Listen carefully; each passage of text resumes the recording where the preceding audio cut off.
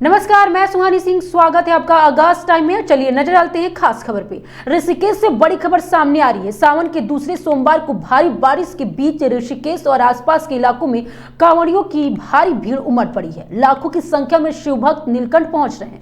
वहीं पुलिसकर्मी बारिश और मुश्किल हालात के बावजूद मोर्चा संभाले हुए हैं। मुनिकीरेती से लेकर लक्ष्मण झूला और नीलकंठ तक पुलिस अफसर खुद ग्राउंड पर मौजूद हैं और सब इंस्पेक्टर से लेकर पुलिस कप्तान तक शिव भक्त की सुरक्षा और व्यवस्था में जुटे हुए हैं। पुलिस की सेवा भावना देख कांवड़िए भी उनकी सराहना करते नजर आ रहे हैं। इस खबर पर ज्यादा जानकारी के लिए हमारे साथ ऋषिकेश से संजय जुड़ेंगे, जो बताएंगे हमें। जी संजय जी, जिस तरह से आज सावन का दूसरा सोमवार है, सबसे पहले बताएं कि सावन के दूसरे सोमवार में ऋषिकेश में श्रद्धालुओं की भीड़ का क्या दृश्य देखने को मिला आपको?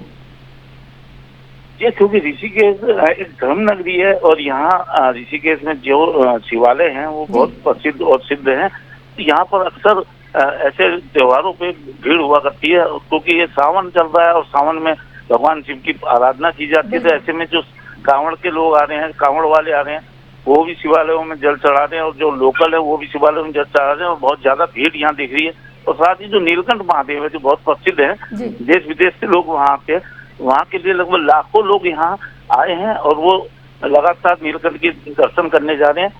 जो पुलिस प्रशासन है जी, क्योंकि 3 जिले में लगते हैं वहाँ जाने के लिए, देहरादून जिला, टिहरी जिला और पौड़ी जिला में जिले में वो भगवान नीलकंठ महादेव का मंदिर पड़ता है। ऐसे में जो तीनों जिले हैं बहुत ज्यादा बिजी हो जाते हैं। वहाँ की जो पुलिस है वो बहुत ज्यादा बिजी रहती है, क्योंकि वो चाहते हैं कि जितने भी लोग आए हैं वो सकुशल अपने गंतव्य को जाए, वो भगवान के दर्शन करें और सकुशल लौट कर आए। अच्छा, ये बताएं कि जिस तरह से मुख्यमंत्री पुष्कर सिंह धामी ने कहा था कि इस बार कांवड़ियों कोई मतलब अव्यवस्था नहीं होनी चाहिए, उनको पूरी सुविधा मिलनी चाहिए, दिशा निर्देश जो दिए थे, क्या उस तरह से आपको देखने को मिल रहा है? क्योंकि उन्होंने कहा था कि कांवड़ियों कोई परेशानी ना हो, पूरी तरह से उनके लिए हर सुविधा प्रदान की है। तो क्या ऋषिकेश में ऐसी सुविधाएं आपको देखने को मिल रही है?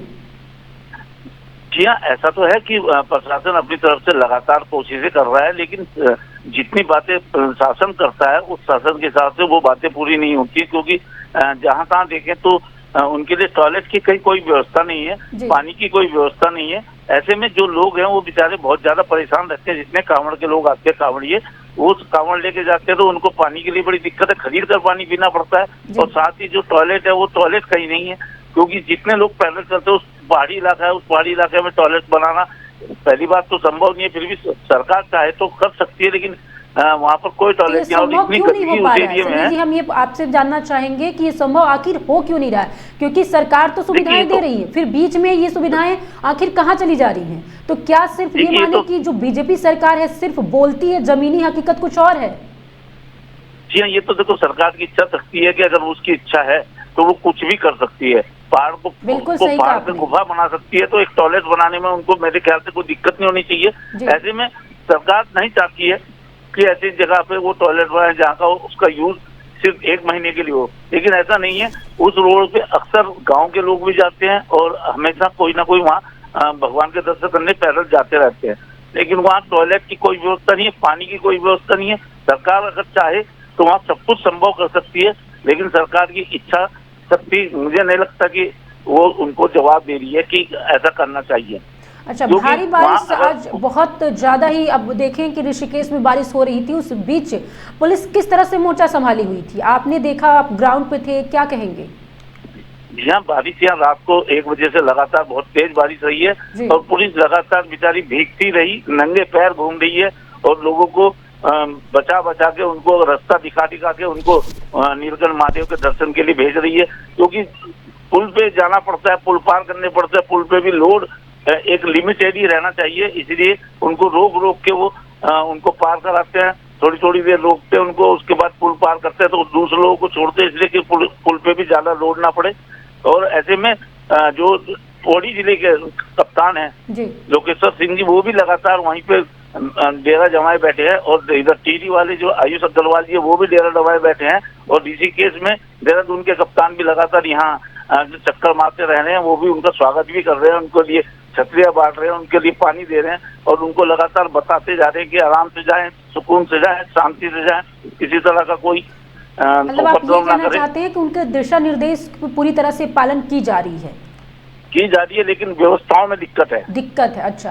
ये बताइए, कांवड़ यात्रा के रूट पर कोई विशेष ट्रैफिक सुरक्षा व्यवस्था की गई है अलग से कोई, कि कोई कांवड़ियों की जी हाँ, परेशानी ना यहाँ हो? पर जितना भी क्षेत्र है वो वन वे कर रखा है कि एक पुल से जाएंगे दूसरे पुल से आएंगे, या ये रूट उधर से डाइवर्ट कर रहे हैं, क्योंकि ज्यादातर लोग पैदल जाते हैं और पैदल जो जाते हैं वो नंगे पैर भी होते हैं, तो उनके पैरों में भी बहुत दर्द होता है, तो उनके लिए पुलिस भी लगातार उनको कर दिया। अगर कोई किसी के चोट लग जाती है तो तुरंत फर्स्ट एड कर रही है। पुलिस पूरी तरह का सजग है और पूरी सेवा करने में लगी है। ऐसा नहीं कह सकते कि पुलिस उनको लिए कुछ नहीं कर रही, लेकिन पुलिस उनको अगर वो कोई गलत काम करते तो उनको लठियाती भी है, लेकिन अगर जो सच्चे मन से जा रहा है और सुकून से जा रहा है उसके लिए पुलिस लगातार उनकी सेवा में तत्पर है। जी संजय जी, कांवड़ियों को लेकर स्थानीय लोगों को वहाँ कोई परेशानी हुई या कोई दिक्कतें अभी तक आपको देखने को मिला? जी, यहाँ पर जो है कांवड़ के जो लोग दो पहिया वाहन से आते हैं उनकी सबसे बड़ी दिक्कत है कि वो साइलेंसर निकाल के आते हैं, जबकि टीरी के कप्तान ने निर्देश दिया था कि जो भी इस तरह के वाहन लेकर आएगा उनको सीज कर दिया जाएगा, उनके चालान काटे जाएंगे। और 4 लोग आ रहे हैं, शहर की गलियों में घूम रहे हैं, देर रात तक वो तेज आवाज से घूमते हैं, तो सारे जितने भी लोग हैं वो उनकी आवाज से ज्यादा परेशान है। हालांकि वो यहाँ पर कोई उपद्रव या इस तरह की कोई घटना नहीं होती है, लेकिन इस तरह की हरकतों से पूरा बाजार, पूरा शहर उनकी इस मोटरसाइकिल की आवाजों से परेशान है, क्योंकि वो अपने लिए रहने के लिए रात को जगह ढूंढते थे, होटलों में, धर्मशालाओं में, लेकिन वो अपनी मोटरसाइकिलों की आवाज इतनी तेज रखते हैं कि ऐसे में हर आदमी रात को जाग जाग के बाहर देखता है कि कौन है, क्या हुआ। तो इससे थोड़ा सा परेशानी है, बाकी तो ये लोग आते हैं, अपना दर्शन करते हैं, चले जाते हैं। सरकार को और सुविधाएं कांवड़ियों के लिए देनी चाहिए, यही आप कहना चाहते हैं? जी हाँ, थोड़ी सी जो उनकी जो मूलभूत सुविधाएं हैं वो उनको उपलब्ध नहीं हो पा रही है। चलिए, बहुत बहुत शुक्रिया संजय जी। आज के लिए बस इतना ही। देखते रहिए आगाज टाइम।